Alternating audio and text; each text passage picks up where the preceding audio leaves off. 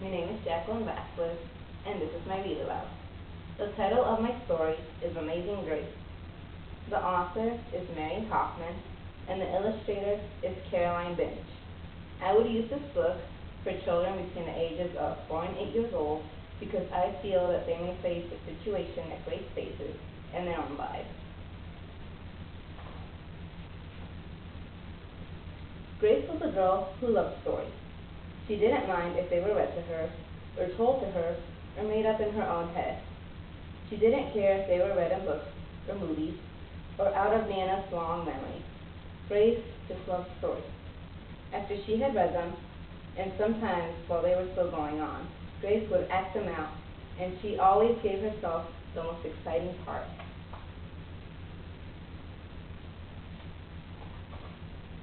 Grace went into battle as Joan of Arc, and wove a wicked web as Anisha the spider.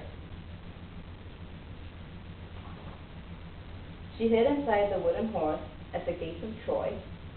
She went exploring the lost kingdom. She sailed the 7 seas with a peg leg and a parrot. Have you guys ever acted out a story after you have read it out like Grace is doing? She was Hiawatha, sitting by the shining Big Sea water in Wangwatskila in the backyard jungle. Most of all, Grace loved to act out adventure stories and fairy tales. When there was no one else around, Grace played all the parts herself. She set out to seek her fortune with no companions but her trusty cat, and found a city with streets paved in gold. Or she was Aladdin, grabbing her magic lamp to make the genie appear. Sometimes she could get Ma and Nana to join in when they weren't too busy. Then she was Dr. Grace, and their lives were in her hands. One day, Grace's teacher said they would do the play Peter Pan. Grace knew who she wanted to be. When she raised her hand, Ross said, "You can't be Peter. That's a boy's name." But Grace kept her hand up. "You can't be Peter Pan," whispered Natalie. "He isn't black." But Grace kept her hand up. "All right," said the teacher. "Lots of you want to be Peter Pan, so we'll have additions next week to choose parts." She gave them words to learn.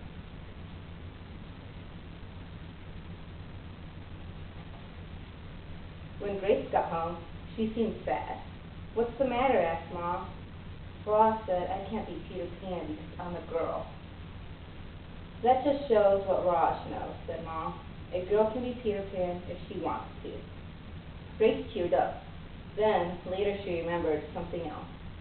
"Natalie says I can't be Peter Pan because I'm black," she said. Ma looked angry. But before she could speak, Nana said, "It seems that Natalie is another one who don't know nothing. You can be anything you want, Grace, if you put your mind to it." What do you think Ma and Nana are doing to help Grace feel better? On Saturday, Nana told Grace they were going out. In the afternoon, they caught a bus and train into town. Nana took Grace to the Grand Theater. The sign outside read, "Rosalie Wilkins and Romeo and Juliet, Sparkling Lights."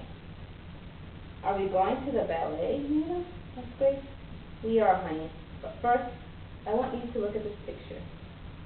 Grace looked up and saw a beautiful young ballerina in a tutu. Above, the dancer said, "Sunny New Juliet." What do you guys see in the picture? How do you think it's important to the story? "That one is little Rosalie from back home in Trinidad," said Nana. "Her granny and me, we grew up together on the island. She's always asking me, do I want tickets to see her Rosalie dance, so this time, I said yes." After the ballet, Grace played the part of Juliet, dancing around her room in her imaginary tutu. "I can be anything I want," she thought. On Monday, the class met for auditions to choose who was best for each part. When it was Grace's turn to be Peter, She knew exactly what to do and all the words to say. She had been Peter Pan all weekend. She took a deep breath and imagined herself flying. When it was time to vote, the class chose Raj to be Captain Hook and Natalie to be Wendy. There was no doubt who would be Peter Pan. Everyone voted for Grace. "You were fantastic," whispered Natalie. The play was a big success, and Grace was an amazing Peter Pan. After it was all over, she said, "I feel as though I could fly all the way home." "You probably could," said Ma. "Yes," said Nana. "If Grace put her mind to it, she can do anything she wants to."